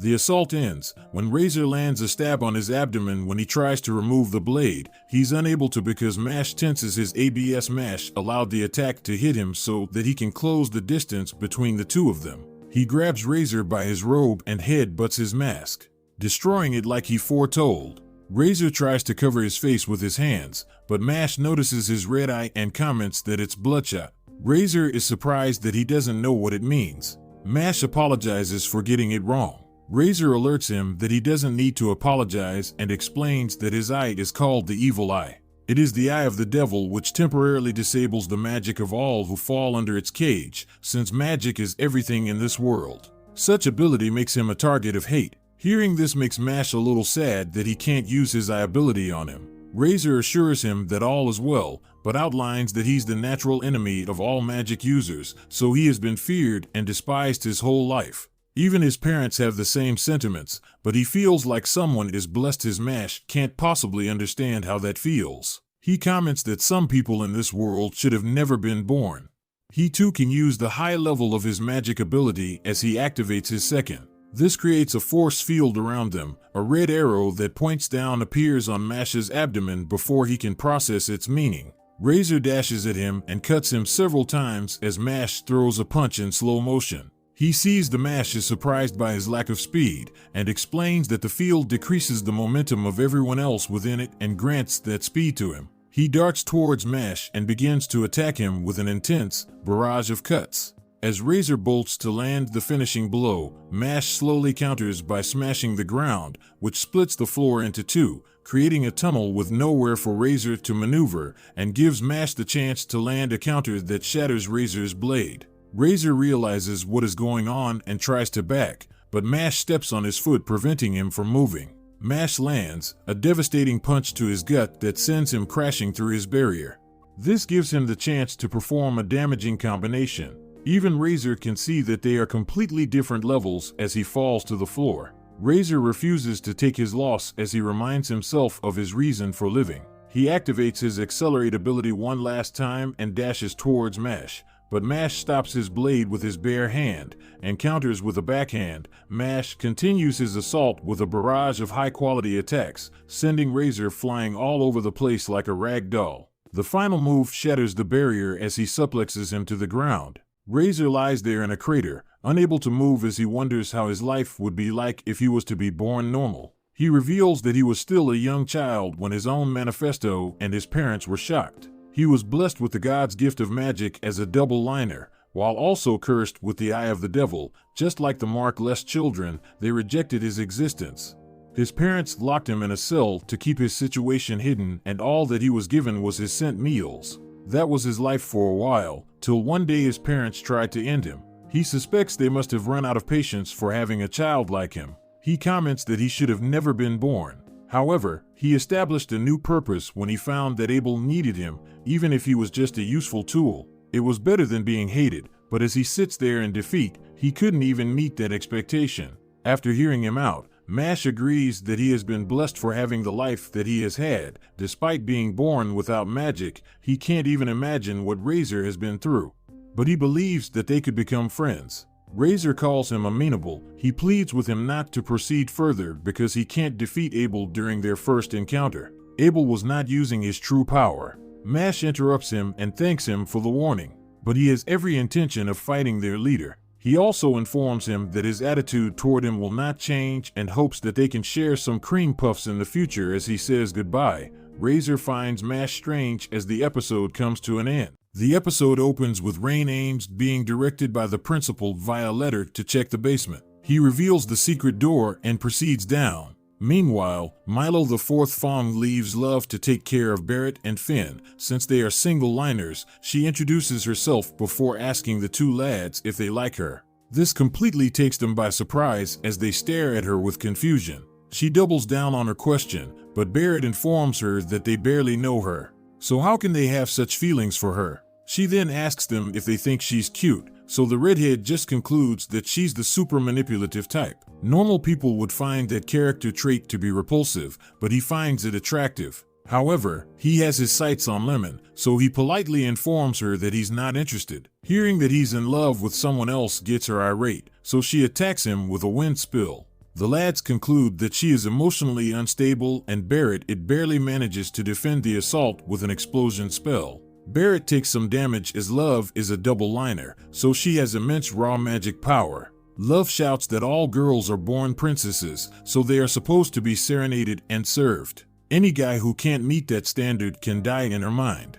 Based on that explanation, she asks them again if they like her. Barrett gives her the same answer, but before he can finish, she punches him with a wind attack that sends him flying. Love reveals that her dad gave her the go-ahead to end any guy who doesn't cherish her. Barrett stands up disagreeing with her dad's statement. The guy acts on his viewpoint by shooting some fireballs at her. Love is confident that she can easily defend against it since her magic power is greater. But she is surprised to learn the attack was not aimed at her, but at the floor around her. It creates a smokescreen that blocks her vision. Love figures this out quickly and swiftly counters as he dashes for her wand. Barrett is knocked back again, which results in his headband coming off this time around as he lands. Love mocks him for being too weak, stating that it is almost impossible for him to beat her. To further emphasize the bleakness of their situation, she discloses that Milo can turn the person that opened the underground door into stone. It takes effect approximately 2 hours after he begins to store energy, meaning if they don't defeat her and get to him in the next 30 minutes, Mash will turn to stone since he's the one that opened it. She casts a wind cage spell that attacks Spirit. While ambushing him in the tornado, she feels sorry for Mash for having to put up with such weak friends, but she also has the sentiment that he deserves it for going up against their leader, Abel. He is foolish for fighting against someone without knowing their true strength. Barrett can feel like he's losing his life as the wind rips him to the point that the pain can be felt in his skeleton frame with the way things are going. He knows that she outclasses him and concedes that there is nothing he can do about it. Barrett gets a flashback to when he was younger and a bit of a pushover. His peers tried to take advantage of his non-confrontational manner by confiscating his new broom, but his older sister teaches the kids a little lesson with an explosion. When the kids scatter, she advises a young Barack to fight for himself. Otherwise, he will feel guilty if he can't fight for that real friend that gets sad or angry on his behalf. Such people only come once in a lifetime, so he should never betray a friend like that. This segues into another flashback when Mash got angry when Iron and his accomplice were mocking Barrett after beating him. He too feels like he can't let Mash down, so he begins to fight against the tornado. Meanwhile, Love makes her way to a terrified Finn to finish him off. As she prepares to end him, Barrett breaks through the tornado. The redhead states that he can't let things end like this. When she mocked his friends, Barrett has a cross on his forehead under the headband. Love has a look of fear on her face as she comments on the increase in his magic power. She tries to attack him with a wind spill, but he matches it perfectly on this occasion as she wonders how this is possible. Love notices that cross on his forehead and states that she has heard about it before. The girl explains that some children are born with a warding cross on their foreheads. They're battle demons whose magic power amplifies when they are pushed past their emotional threshold. These individuals are called the Anicaps. He unleashes his barrage of gun explosions, calling her a scumbag, which is heavily inspired by MASH. The attack lands around Love. He makes it known to her that he doesn't like picking on girls, so he tells her to get lost. His kind gestures move Love to tears as she thanks him for his leniency. This shows that she has accepted her defeat. Finn is impressed that he was able to defeat the fifth Fawn on his own, and his shot that buried is a double-liner, just as Finn prepares to vocally congratulate his friend on the victory. Milo interrupts with a sudden attack, but Barrett rushes in and takes the hit, knocking Finn back down to safety. The fourth Fawn steps up, berating Love for not being able to deal with what he sees as fodder but low-key. The redhead is not sure he can take on such a powerful opponent in his current condition. Love further points out that Milo is a prodigy, as he is the only first-year student among the Magia Lupus. He launches a stone hand attack at the lads, but as they approach, a sword comes flying from the entrance and introduces itself without consent to his gut, instantly knocking him out of commission. Milo can't believe that his magic was broken so quickly. He looks up to see who launched such an attack, and he wonders why such a person is in the basement. Milo reveals that Rain is a divine visionary. Barrett is also shocked to see their dorm's ace in their presence. Milo is intimidated that such a high-level mage has entered the fray. He tries to rationalize it, pointing out that Rain is still a student just like him. He knows that he doesn't stand a chance, so he tries to reason with him, but uses it as a cover to launch a sneak attack. But the ace just cuts it in half with ease. This only annoys Rain, who calls Milo a piece of trash before he summons a sea of blades. Faced with such overwhelming power, Milo wonders if Rain is a student. The newcomer rains out a hail of swords on him. Barrett watches in awe as he gets to witness just a glimpse of what a visionary is magically capable of after seeing that. Love quickly removes her Magia Lupus merge and comments on how she wants to defect Adler. At this point, Milo has been completely apprehended and just can't believe the difference in strength as Rain steps up close to him. Milo tries to explain that he had no choice and pleads for forgiveness for not being able to resist Abel's pressure. The visionary has a mash-like unbothered facial expression as he kicks Milo in the stomach. He begins to repeatedly kick and stomp on the poor guy as he comments that action is the most important thing in the world. Now Rain doesn't even trust the words that's come like him and believes that it is best to teach Milo's type through pain with this merciless lesson. They will never consider making the same mistake again. Barrett watches the one-sided beat down and is just happy that he's on their side. The visionary stops for a moment and asks his juniors to get out of the basement. He will get the details out of Milo. They don't argue with the order and just leave as instructed. Finn reveals that Rain is his older brother to Barrett's shock. Everyone leaves, and so does the visionary. It seems like a character called Innocent Zero has his pawns at the school. He is certain that they are concealing their powers to hide. His thoughts are interrupted when he notices Mash approaching from behind with immense pressure around him. But you can't sense any magic coming from the cream puff eater. He suspects the Mash is one of Innocent Zero's men, so he stops to confront the magic list student. The visionary removes his wand as he notifies him that he will make the investigation quick. At this point, Mash is confused as to what is going on after Rain whips out a creature that measures one's true magic power. Rain intends to use this to determine Mash's legit level, which will make clear if he's a student or an imposter.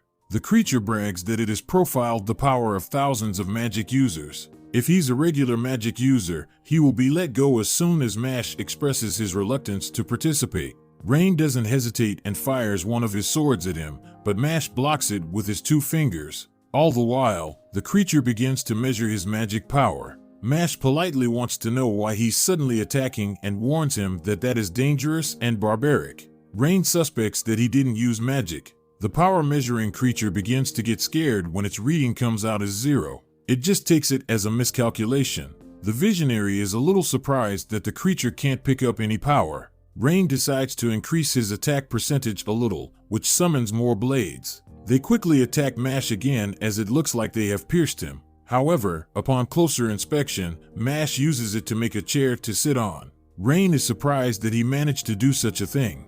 The creature does a second scan and it still comes out as 0. This confuses the creature to the point where it freezes, but the 0 number just proves to the visionary that Mash isn't using magic. It means that he is not one of Innocent Zero's men, but Rain wants to test him one more time. He increases his spell to 10% and fires at Mash. The spider watches on, commenting that Mash is finished, because the visionary doesn't use this level against students. The monster is surprised to see Mash holding one of the swords and using it for practice swings. As the blades jet towards him, the spider sweats in shock as Mash bunts all of Rain attacks and comments on how dangerous that was. The visionary scoffs at what he has just witnessed before asking Mash for his name. When he gives his full name, he recalls the principal informing him of a new student and explains his unique situation. The old-timer complimented the strong heart of this freshman and pleads for Rain to look after him. The visionary apologizes for the rudeness when he realizes that he stands before that student.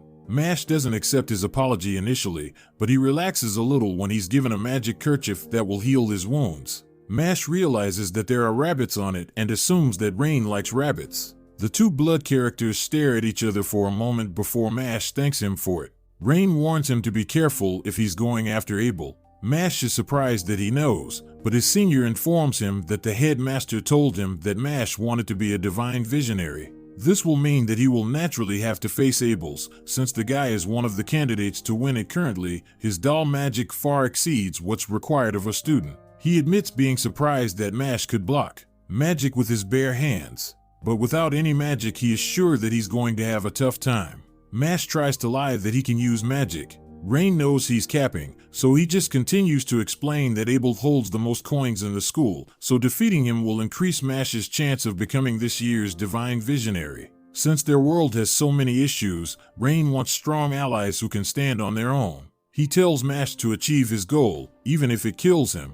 Rain casually leaves after his information dump. Mash thanks him and is confident that his senior is a good guy at heart. Mash proceeds to face Abel but breaks the door again while entering. The leader of the Magio Lupus comments on it as they prepare to fight. That brings the episode to an end.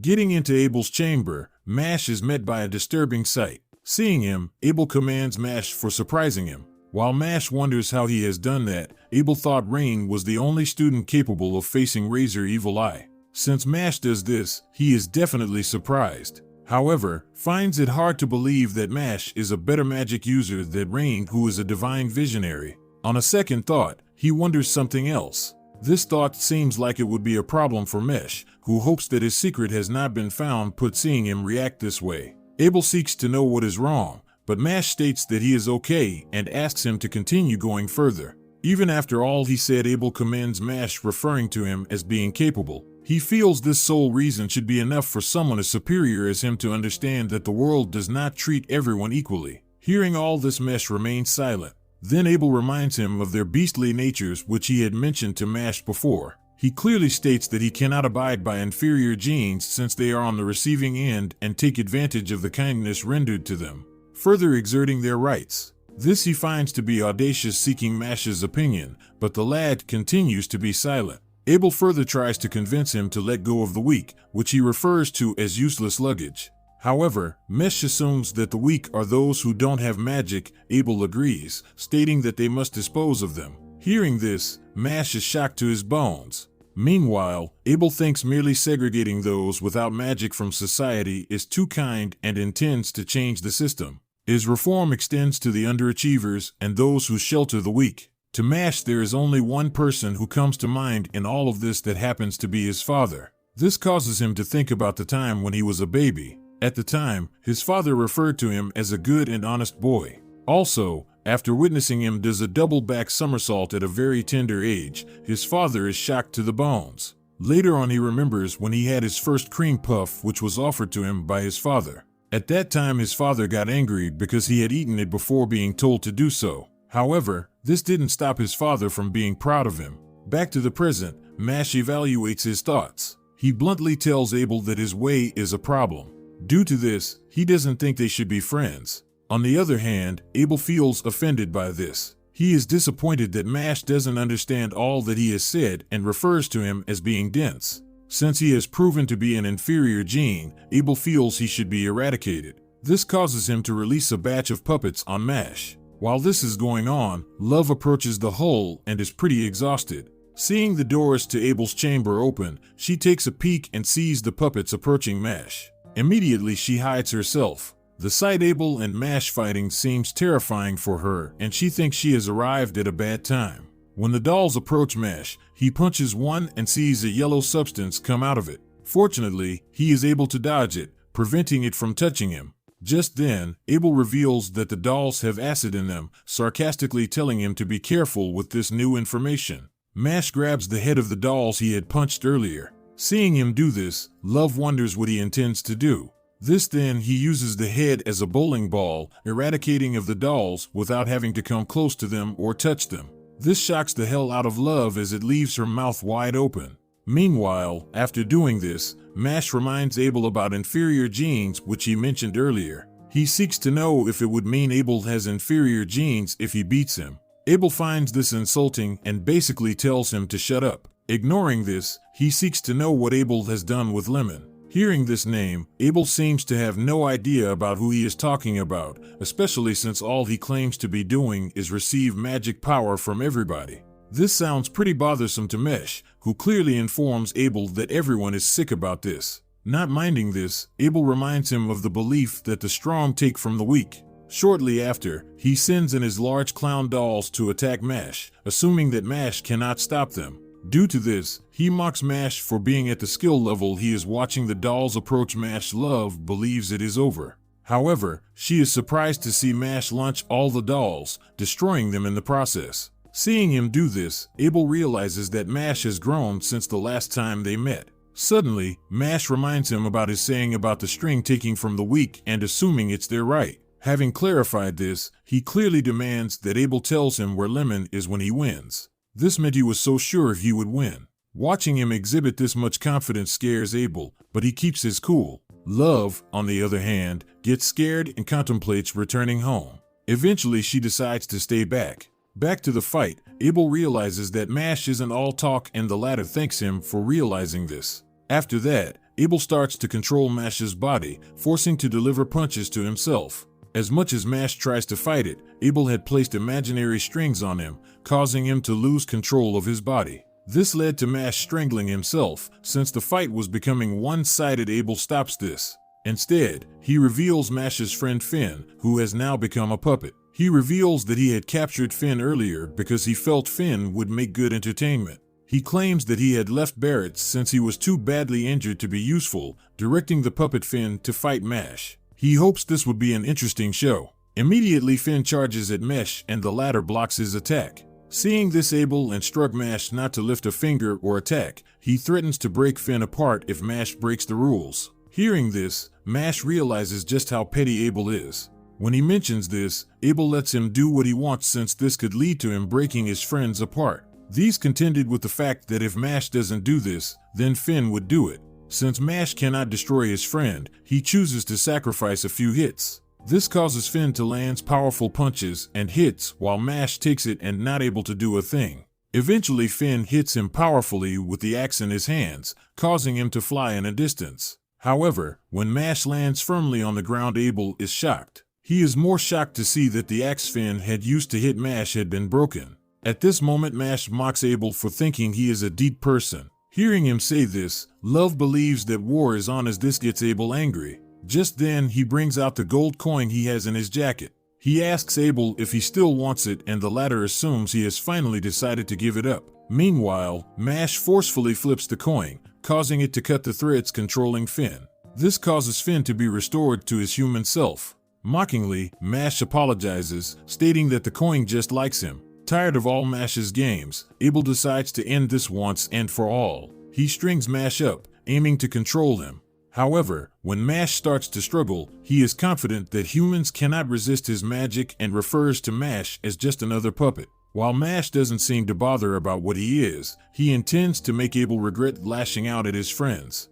He struggles his way out of the strings one at a time, breaking Abel's fingers in the process. Without wasting much time, he charges at Abel and kicks him heavily in the face. While in the air, Abel is forced to use a spell he didn't plan to. This spell transforms Mash into a doll. While Mash transforms, Abel states that he is impressed that the former made him cast this spell. However, since he had been put in a situation of survival of the fittest, he believes the weak like Mash should be the prey, with Mash fully transformed into a doll. Abel walks up to him and searches his jacket to find the gold coin he had kept there. Surprisingly, he doesn't find the gold coin but finds the cream puff Mash had kept there earlier. Immediately after finding this, Mash punches him and grabs his cream puff. He wonders how the cream puff had found its way into this jacket after being punched. Abel is left wondering how Mash was able to free himself, especially after fully transforming into a puppet. Since his puppet magic blocks electric signals from the brain and causes voluntary physical movement to stop, he believes Mash shouldn't have been able to move. The only reasonable explanation to this is a spinal reflex. This happened to be the instinctive reaction to stimuli. In this case, Mash had unconsciously reacted to the cream puff being taken from him.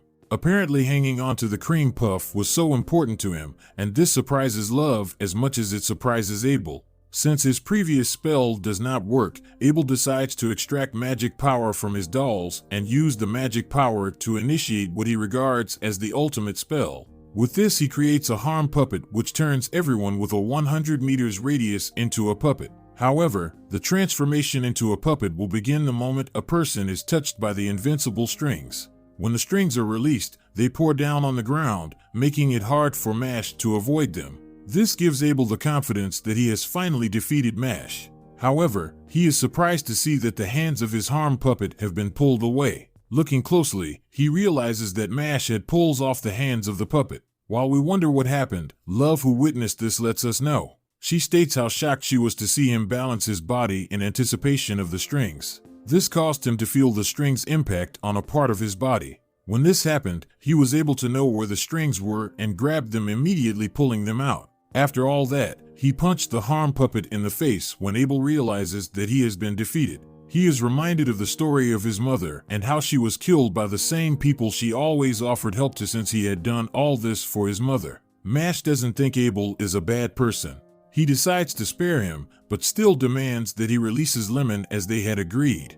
Due to Mash's victory, Abel decides to release not just Lemon, but every other student he had turned into dolls. At that moment, Lemon is released, and seeing her, Finn is very excited. The three spend their time screaming for joy, and Abel regards them as fools for this. However, they realize that Lance is nowhere to be found.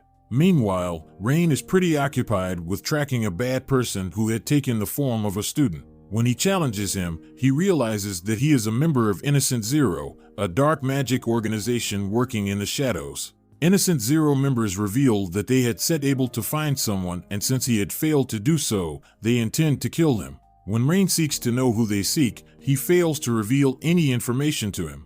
While trying to stop him, Rain is stopped by a serial killer and cannibalist named John Pierre looking at him. Rain realizes that his power is similar to that of a divine visionary, making it hard to fight him. On the other hand, Mash and his friends are excited about Barrett being okay and are unaware of what is coming for them. That brings the episode to an end. The story continues back in Mash's crib, where his adopted father is having tea in a discussion with the policeman whose idea was for them to smuggle him into Magic Academy. They sit there worrying about how Mash is faring in school, whilst hoping that no one has found out about his secret of being magicless. Back at the academy, the four friends are still celebrating like they won every major sports tournament. Abel looks on, wondering how long they're going to be in this state of euphoria for. Mash puts an abrupt end to their madness when he requests to go to the bathroom.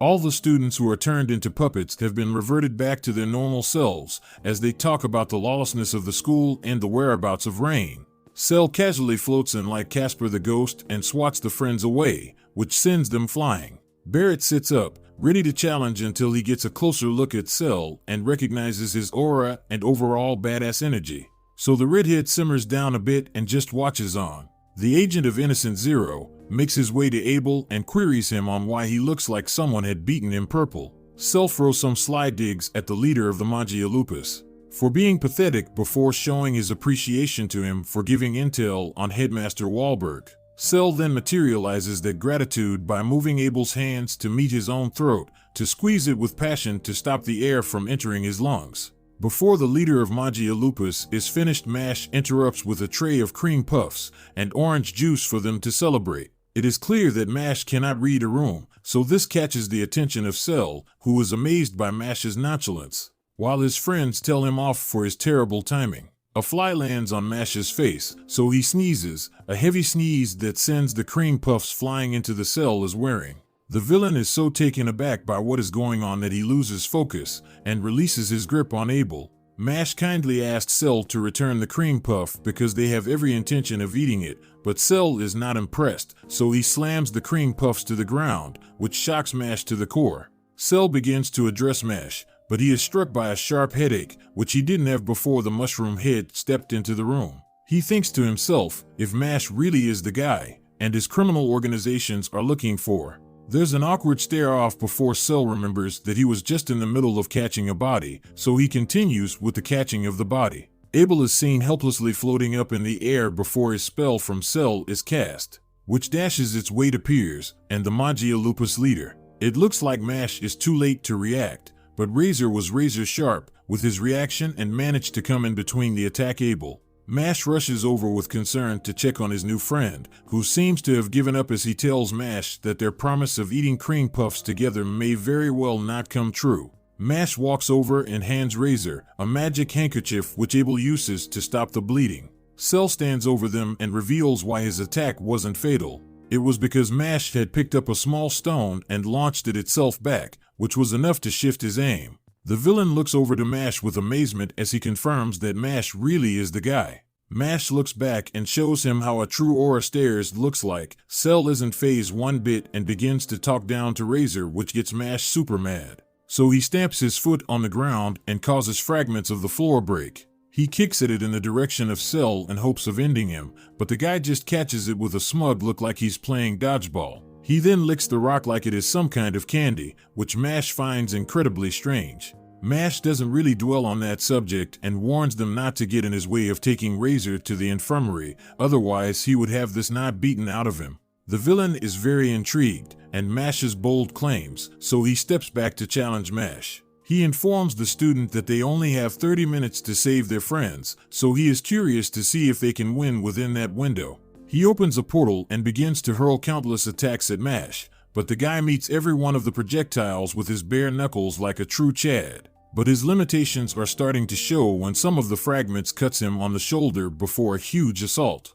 is launched, which has a direct impact on his chest, much to Cell's delight. Abel looks on and knows deep within himself that they have no chance since the gap between Cell and Mash is far too great. The villain sees that Abel is daydreaming, so he tries to catch him off guard, but Mash is there to smash the attack into pixel dust. Cell continues his onslaught, but Mash is ready to meet them head-on. Abel can only see their defeats since he cannot comprehend any way for them to win.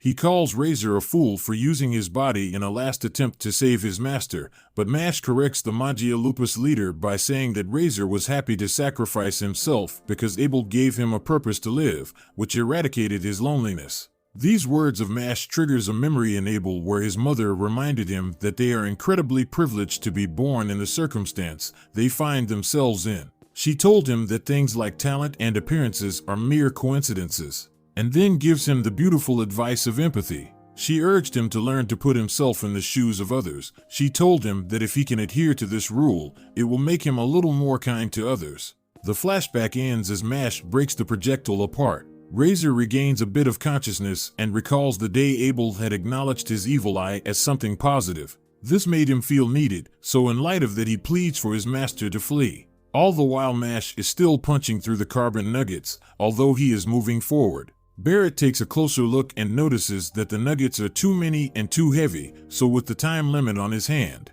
he wouldn't be able to close the gap to defeat Cell. In time, Barrett contemplates going over to help, but he knows that once he leaves his position, Cell will target Lemon and Finn, so all he can do at the moment is the spectator. The villain expresses his boredom and therefore increases the heaviness of his attacks, which almost catches Mash off guard, but Abel activates his doll and blocks it just in time before Mash is turned into mashed mushroom.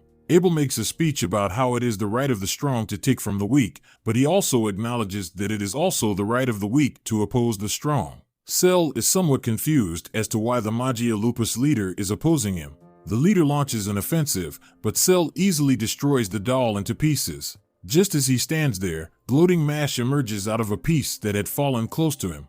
Now that he stands 2 inches away from Cell, Mash extends his hand, the force, and lands an uppercut. Cell commands him on being the first person to break through his rigid epidermis. He is so impressed that he questions Mash on the type of magic he used. The student is caught off guard, so he scrambles through his brain and comes up with an answer saying his magic is called power. This takes everyone by surprise to know that such a magic exists. But Cell knows that Mash is toying with him, so the villain removes an object that Barrett recognizes right away as being the spellflexion mirror. It is said to be a powerful magical item that can reflect any and every spell that is thrown its way. What is worse is that the stronger the spell, the more ferocious the mirror makes it. That object is the most feared magical item, which makes all magic users weak in the knee's terror. Barrett is confused to see it out in the open like that because in his estimation it is supposed to be in the custody and guard of the Bureau of Magic. He instantly alerts Mash that as magic users, they don't stand a chance against the mirror. The redhead explains how it works, warning him that one mistake and he's as good as dead. Barrett knows that the only way to beat it would be to do it without magic, and such a feat is impossible. Cell puts the mirror in front of his face as he taunts Mash to attack, thinking that his magic will be returned to Cinder with a little extra. Mash lands a perfect kick to his head that shatters the glass. Everyone, including Cell, looks on, shocked. They all think back to all the ridiculous feats that Mash has accomplished and are dumbfounded that it was done without magic. All of them don't want to believe it and compare this situation to a fantasy story, but the fact that he smashed the mirror means he did it without magic. Cell looks at his hand as a mark appears. He realizes that Mash could be the one he's looking for. The intruder makes a getaway, but as he does so, he says farewell to Mash and assures the magicless student that their paths will cross again. With the thread gone, Mash turns to Razor as the guy needs treatment, but Abel tells him that he has his subordinate under control, stating that the healing handkerchief Mash gave him help as it significantly increased the chances of Razor surviving. The injured guide expresses his wish to eat cream puffs with Mash when he heals. Now that they know Mash can't use magic, they quickly make plans on how they are going to cover this up. Shortly after, one of the students hears the conversation and decides to be a Randall. He proclaims that he's going to tell the teachers and have them expelled. Mash prepares to deal with the situation as the others look unconfused. All the while, Cell makes a report to someone he calls Dad. They have found their target, so he orders him to go retrieve it, as Anias glows red, which brings the season to an end.